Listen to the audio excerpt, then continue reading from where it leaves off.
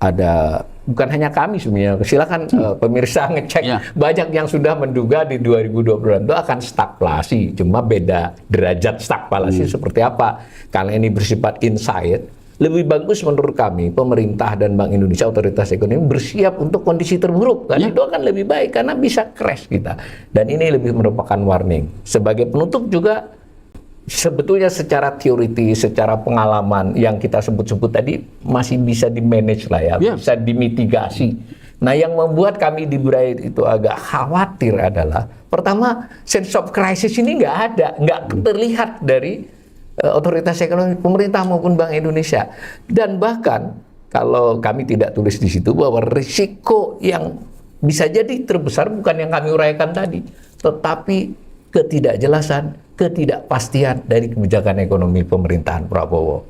Lebih khusus lagi, Pak Presiden kelihatannya memiliki banyak kemauan, keinginan yang disampaikan dengan sporadis, lalu tidak ditindaklanjuti. Justru itu malah bisa menjadi pemicu persoalan yang kita hadapi ini menjadi makin sulit. Apalagi kalau ternyata beneran sebagian ini terjadi, sementara pemerintah masih as usual, nah maka yang terjadi ya jauh lebih buruk dari sekedar 2,5% pertumbuhan ekonomi. Jadi ini benar-benar atas dasar keprihatinan, jangan sampai ekonomi Indonesia ini betul-betul terperosok sedemikian rupa dan berujung kepada keresahan sosial, bahkan mungkin bisa menjadi keributan ya, keriuhan kejadian sosial politik. Demikian ya. Nah, ini ternyata ada banyak pertanyaan via YouTube, mungkin sebagian saja bisa kami jawab. Nah, ini saya jawab yang saya dulu, nanti saya bacakan untuk Mas Yanwar. Dari Pak Saud Situmorang, dengan indeks persepsi korupsi 37 poin, bagaimana ekonomi bisa tumbuh di 2026. Nah, ini tadi terkait tadi, kami di Bright menganggap ya, risiko yang tidak kami sampaikan dalam slide, karena sulit dibuat slide-nya itu, bahwa sebenarnya risiko terbesar adalah ketidakjelasan kebijakan ekonomi pemerintah. Ketidakjelasan itu salah satunya adalah klaim bahwa korupsi akan diberantas habis-habisan.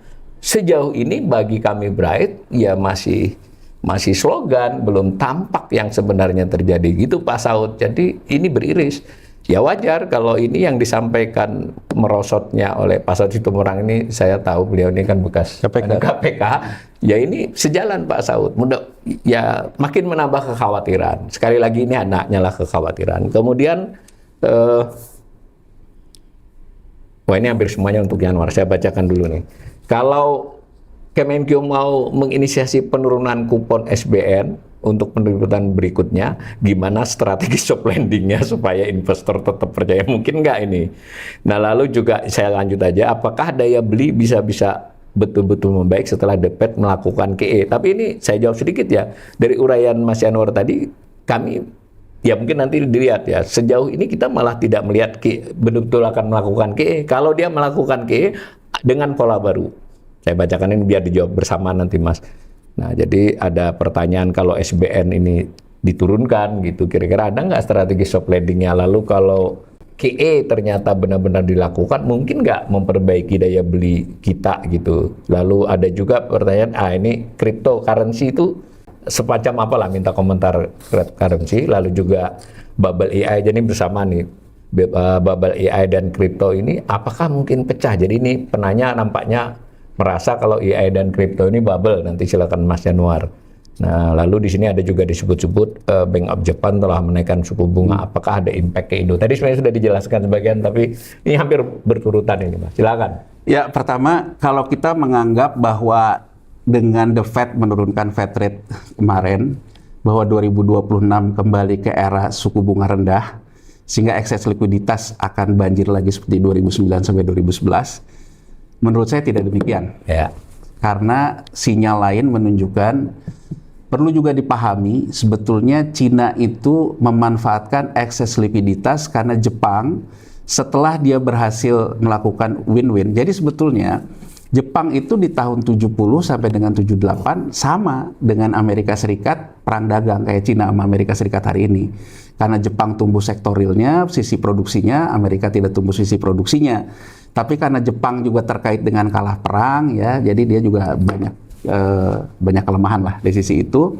Tapi diakomodir dengan win-win, Jepang itu masuk dalam porsi yang besar dalam SDR IMF di tahun 80. Jadi kalau kita bicara ketegangan antara Amerika Serikat dengan Jepang, itu diselesaikan dengan win-win di reformasi di SDR IMF. Ini yang belum tampak ketika Amerika Serikat dengan Cina hari ini.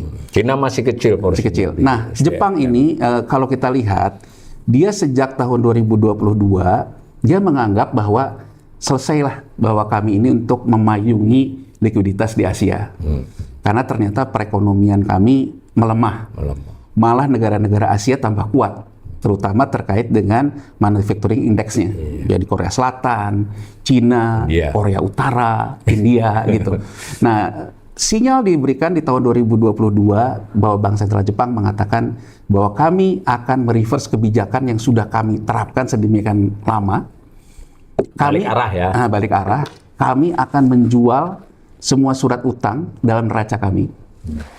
Jadi kalau The Fed melakukan di 2020, Bank Sentral Jepang memberikan sinyal di 2022. Yang perlu dipahami, berdasarkan data neraca The Fed di 1 Desember, itu yang namanya The Fed jual terus surat utang itu betul sudah ke nol. Sehingga orang berharap dia akan balik lagi, ngambil lagi surat utang itu. Makanya QE ya. Makanya QE. Kalau dia ngambil surat utang lagi, bunganya kan akan turun, uangnya akan ke tempat lain. Tapi apakah akan sama dengan 2009? Saya rasa tidak. Karena kenapa Amerika Serikat menyelesaikan yang jatuh tempo di 2025 dengan yield hari ini. Jadi di 2015 ada surat utang yang jatuh tempo di 2025. Bunga kuponnya udah 2%-an.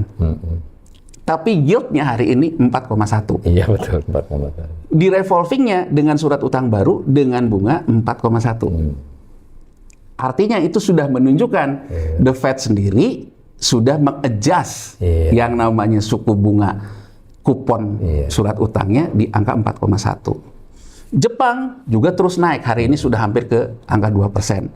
Nah, berdasarkan perhitungan yang kita lakukan, ketika Jepang itu melakukan pembalikan arah dalam suku bunganya, maka likuiditas Asia terganggu, Cina terganggu, India terganggu, apalagi Indonesia. Jadi, berdasarkan insight kita sangat paham bahwa kita harus jadi bangsa yang mandiri, merdeka. Tapi faktanya sebetulnya ketika di 2014 kita mengalami tekanan akibat tapering of the Fed, yang bantu kita Bank Sentral Jepang. Nah sekarang kita mau mengharapkan Jepang bantu kita lagi untuk mengatasi ini, rasanya sulit. Dia sedang menolong dirinya sendiri. Di tengah Jepang juga menolong dirinya sendiri. Outlook yang terjadi terhadap data perekonomian Jepang, PMI indeks manufakturnya pulih akibat dia mereverse kebijakan ini. Jadi artinya 2026 Jepang akan tambah percaya diri untuk meneruskan suku bunga tinggi. Jadi artinya di 2026 menurut saya Asia suku bunganya tinggi, kawasan BRICS tadi saya sudah jelaskan juga suku bunganya tinggi, Amerika Serikat kemungkinan meniru Cina. Jadi artinya QE-nya hanya berputar-putar di domestik. Cina juga kan tidak pernah keluar, di dalam saja. Jadi secara umum likuiditas dunia akan ketat. Akan ketat. Ini yang banyak bukan hanya Bright ya. Kalau kita lihat ekonom-ekonom di dunia, di Amerika di mana mengatakan tidak ada aset yang aman di 2026. Betul ini. Akibat ya kan? Akibat yang disebutkan oleh era suku bunga ini tetap akan tinggi. Pertanyaan berikutnya tentang currency, kripto dan sebagainya. Kenapa Cina dan BRICS begitu yakin bisa mengalahkan dedolarisasi Amerika Serikat? US Dollar Index terhadap emas dari tahun 2008 sampai dengan tahun 2019 itu berada dalam korelasi yang anomali. Jadi kalau dulu ketika Amerika Serikat memenangkan pertarungan di Bretton Woods Agreement karena posisi linear US Dollar Index dengan emas. Akibat Amerika Serikat menanggung penyelesaian krisis finansial 2008, yang namanya harga emas itu keluar dari line-nya US Dollar Index. Diambil oleh siapa? Diambil oleh kripto. Sehingga orang mengatakan bahwa kripto akan menggantikan US dollar. Nah, inilah yang menurut pemahaman saya, hati-hati ketika uang berada dalam ketiga spekulatif. Orang boleh percaya sama kripto, boleh percaya dengan segala uang digital. Tapi kalau saya sendiri, saya tetap meyakini uang kalau dari mulai nabi-nabi dulu, uang itu selalu identik dengan emas. Uang kalau dalam perekonomian modern identik dengan produksi. Jadi saya melihat kripto ini kalau dia mengaitkan dengan emas, apakah juga kripto benar yang mengakibatkan harga emas itu karena kripto menjamin emas? Kalau karena transaksi disebut dengan mining gitu, saya belum mencukup. Saya ya, terserah kalau nanti ada yang percaya. Saya tidak cukup percaya bahwa kripto sebetulnya memperbaiki struktur ekonomi. Yang ada adalah pendengungan persepsi seolah-olah bahwa kalau dolar itu nanti habis oleh kripto. Menariknya adalah sejak 2020, The Fed melakukan normalisasi neraca dengan jual. Pelan tapi pasti sejak 2020 sampai 2024, angka harga emas itu linear lagi dengan US dollar index. Jadi Mas Awalil dan juga pemirsa sekalian, kita harus menyadari sistem finansial ini ya memang New Yorker. Iya. Mereka melakukan satu kerjasama antara bank sentral dengan para hedge fund ini, ya kan, membentuk yang namanya satu pola. Pada akhirnya hari ini harga emas itu sudah identik dengan harga US dollar lagi. Dan yang penting adalah undang-undang stablecoin yang ditempuh oleh Presiden Trump mengatakan yang namanya uang kripto harus punya underlying emas. Itu yang mengakibatkan uang kripto ini jadi cenderung bubble. Karena emasnya udah dikaitkan lagi dengan US dollar. Jadi kalau menurut saya kripto ini sebetulnya bagian dari upaya kubu dolar juga. Kubu dolar. Ketika dolarnya sedang berat menanggung penyerapan surat dari bantuan, orang dibuat untuk tidak pindah ke mata uang lain, diciptakanlah mata uang kripto. Ini persepsi saya ya. Ini persepsi ya. Ini persepsi. Tapi kalau persepsi saya, kripto ini diciptakan untuk orang yang kemudian takut terhadap US dollar karena posisi yang menyerap itu, diciptakanlah satu area kripto. Nah, begitu sekarang arahnya penguatan lagi dolar, kriptonya melemah. Jadi itu menurut saya, jadi artinya kalau orang selalu tanya, Mas Awalil, banyak yang bertanya, jadi bagaimana kita menyelamatkan hidup di tahun 2026? Saya ingin menjawab begini, kalau buat orang kaya dan juga orang yang mengalami krisis 98, saya rasa 98 mengajarkan kepada banyak orang yang terkena krisis bahwa mereka harus melakukan hedging, lindung nilai. Kalau hedging itu, yang memberikan jasa hedging itu namanya hedge fund. Makanya ada keributan family office yang dikatakan oleh pemerintah. Family office itu adalah kantor administratif dari nasabah-nasabah kayanya hedge fund. Saya ingin mengatakan dari yang tadi ditaparkan oleh Bright, oleh Mas Awalil tentang larinya modal keluar. Jadi sebetulnya menurut saya kelompok kaya sudah melakukan hedging bersama hedge fund. Sudah berjaga-jaga. Jaga-jaga. Kelompok di bawah sedikit euforia. Beli Mas Antam. Mas Antam sekarang begitu antrinya. Tapi ada satu titik nanti Mas Awalil. Begitu satu titik orang yang sekarang menyimpan di emas, ada kebutuhan yang naik, dia akan cash in, menukarkan ini untuk kebutuhan konsumsinya. Apakah harga emas bisa bubble? Posisi hari ini, kalau saya lihat, posisinya belum. Karena bank sentral akumulasi. Nah, saya ingin mengatakan kepada pemerintah, Presiden Prabowo, kita harus memitigasi caranya. Bagaimana Presiden bisa berkomunikasi dengan kelompok kaya yang sekarang berpersepsi tentang safe haven, untuk berpersepsi, mari kita selamatkan kampung kita sama-sama. Betul. Kuncinya saya setuju dengan yang dikatakan oleh Mas Awalil, pemerintahan Prabowo Subianto harus menimbulkan trust Ya. Bahwa kelompok kaya domestik trust Ya. terhadap pemerintah. Kalau trust ini ada, maka dia bisa cash in untuk merevolving surat utang pemerintah yang akan jatuh tempo. Ini yang pertanyaan tadi. Ya. Dengan suku bunga yang lebih rendah. Jadi misalnya saja, suku bunga FR kita ada yang 9%. Itu beban dari obligasi rekap misalnya. Direvolving oleh orang yang meng-cash in emasnya. Dengan membeli surat utang baru dari pemerintah yang bunganya katakan saja 2%, yang 9%-nya diambil oleh Kementerian Keuangan, di buyback, ini ditukar.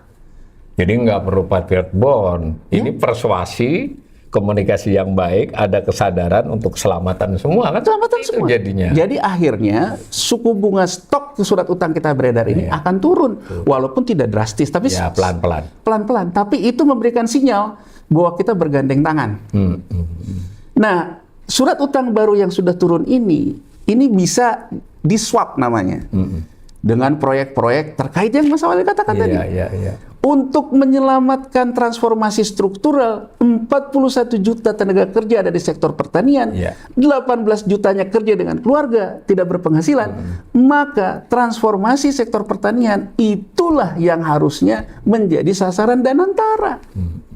Menggeser tenaga kerja yang banyak ini, entah itu ke hortikultura, jasa pertanian, di-swap gitu ya Mas Walil ya. Jadi artinya bahwa saya ingin mengatakan satu-satunya kita bisa melewati krisis ini kalau pemerintah bisa meningkatkan trust antar kelas masyarakatnya. Kelas atasnya trust ke pemerintah, pemerintahnya bisa dipercaya karena pemerintahnya menolong kelas di bawahnya, kelas di bawahnya menciptakan lapangan kerja. Jadi menurut saya memang kelihatan klise, tapi itulah yang terjadi. Cina bisa menghindari krisis 98, saya juga ingin mengatakan yang dikatakan Pak Saud.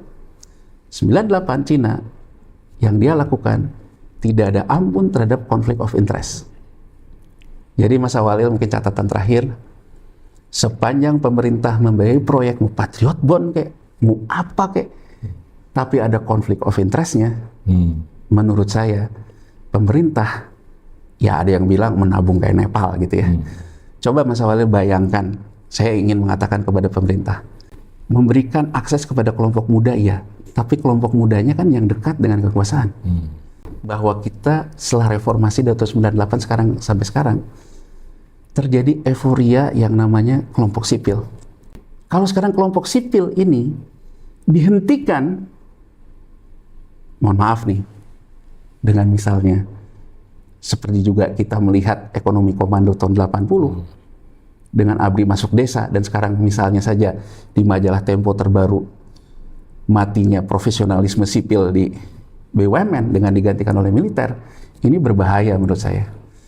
Jadi menurut saya kuncinya, setuju dengan dikatakan oleh Bright, ya karena kita dari Bright, bahwa sebetulnya krisis bisa terjadi ketika kelompok atasnya tidak nyaman, kelompok di bawahnya tidak mendapatkan transaksi dari kelas di atasnya, akhirnya konflik sosial, dan itu yang perlu dicegah.